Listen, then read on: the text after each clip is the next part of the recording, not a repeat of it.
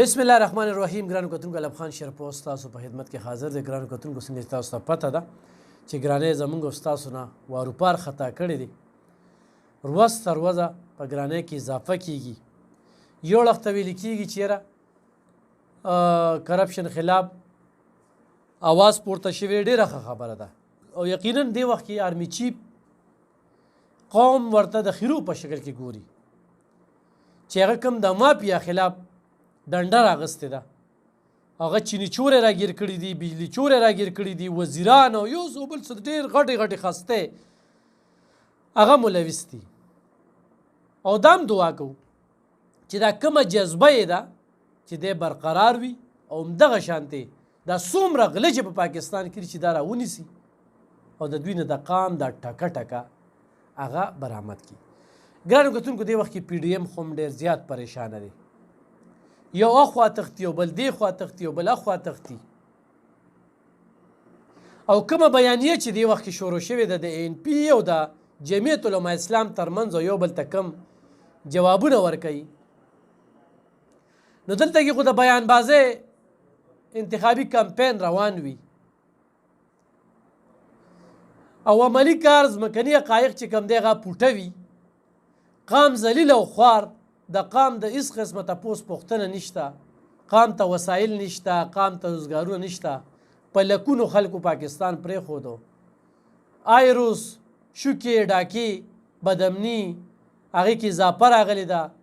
ځای په ځای بمي چاودنې کېږي. نن خو هم یو ډېره ناوړې پېښه په ورسکروډ باندې راغلې ده. سیکورټي فورسز والا محفوظه نه دي. دا ټولې خبرې دې وخت کې د خبرو حصه ده چې په دې باندې بحث مباحثه وشي او د دې روکتام وشي. خو د کرسۍ جنګ روان دی او د کرسۍ جنګ د ملک بېخکني وکړله. دغه اشرافیه طبقه هغه ورځ تر ورځه مالدارېږي، تپوس پوښتنه ترې څوک نشي کولی، احتساب ورسره نشته، عدالتونو ته کیس لاړ شي، بل ورله ضمانت وشي او بیا راوځي نیغ نیغ راته ګرځي او بیا الیکشن یې کوي. ګرانو کتونکو دې وخت کې جمعیت علما اسلام چې کومه ټارګټ ته او هغوی له خو دې وخت کې جواب نه ورځي. او جواب ولې نه ورځي؟ 400 کې چې څوک ژوند کوي او سیاست سره تړاو لري هغوی ته پته لګي. ډېره موده وړاندې په دې سیمه کې یو مولانا و، مولانا حمدالله صاحب، هغه به د عوامي نشنل پارټۍ پرچار کو او د جمعیت علما اسلام یعنی د علماو هغه د سترګو ازغی و. خو جمعیت علما اسلام چې تر اوسه څونه سیاست کو نو هغوی ته به یوه مقابله وه او مقابله به څه هغه به عامي و. نه به د پیپل پارټۍ سره عالم و، نه به د مسلم لیگ نون سره عالم و، نه به د بلې ډلې سره عالم و. ما تاسو ته چې دا یو عالم و هغه ان پي سره و. او ډېر داسې خلک چې کوم دی هغه به بس د علماو مقابلې ته به جوګن و.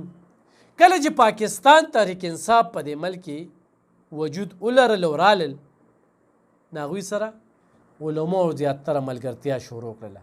اوس هغه څه وجه کیدی شي په دغې زه بحث نه کوم. خو مولانا طارق جمیل چې هغه دې وخت کې یا ماضي کې چې هغه کوم کمپین چلولی دی پاکستان تحریک انصاف له، نو هغه تاسو ټولو ته پته ده. د دې نه علاوه علما ورسره ښه په زیات تعداد کې دي. او اوس پیپل پارټۍ هم چې کوم دی نو علمای مشایخ په نوم باندې یو تنظیم جوړ کړو، دغه شانتې مسلم لیگ نون کې هم، دغه شانتې نورو ډلو کې هم. خو د دې نه مخکې به نو، خو چې کله تحریک انصاف راغی نو جمعیت علما اسلام د پریشانۍ یو وجه ورته دا هم ښیم چې دا غټه وجه ده. دې وخت کې په مدرسو کې د بناتو مدرسې دي اکثریت هغه د پاکستان تحریک انصاف ملاتړي کوي. په مدرسو کې طالب علمان هغه د پاکستان تحریک انصاف حمایت کوي، پرچار یې کوي. دا علما هم مني، دا د جمعیت علما اسلام غړي هم مني. نو دا یو ډېره غټه پریشانی جمعیت علما اسلام له دې وخت کې دا او دې وخت کې موجوده وخت کې پاپولر جماعت چې کوم دی هغه پاکستان تحریک انصاف دی.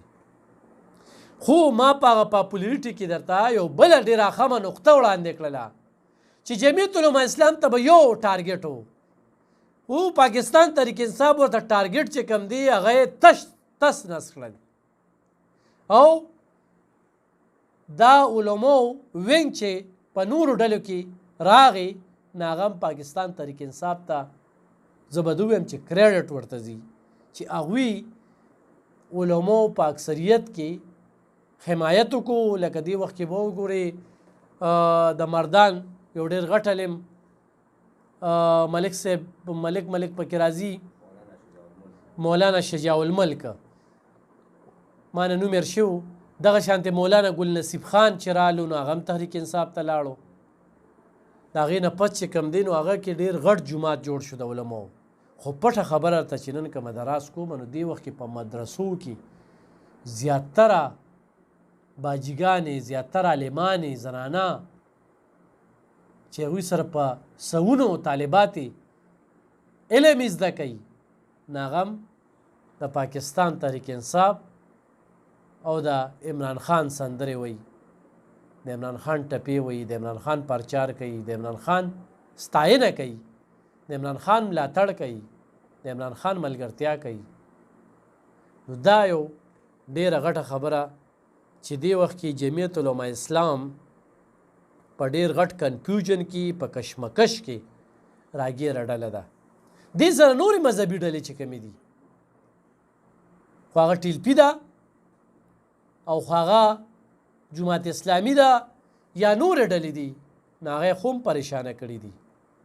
نو پاکستان تحریک انصاف چې څنګه ادارې پریشانه کړي څنګه صحافیان پریشانه کړي دي نو دغه شانتي دغه طبقه یعنی علما طبقه یې خو هم پریشانه کړې ده.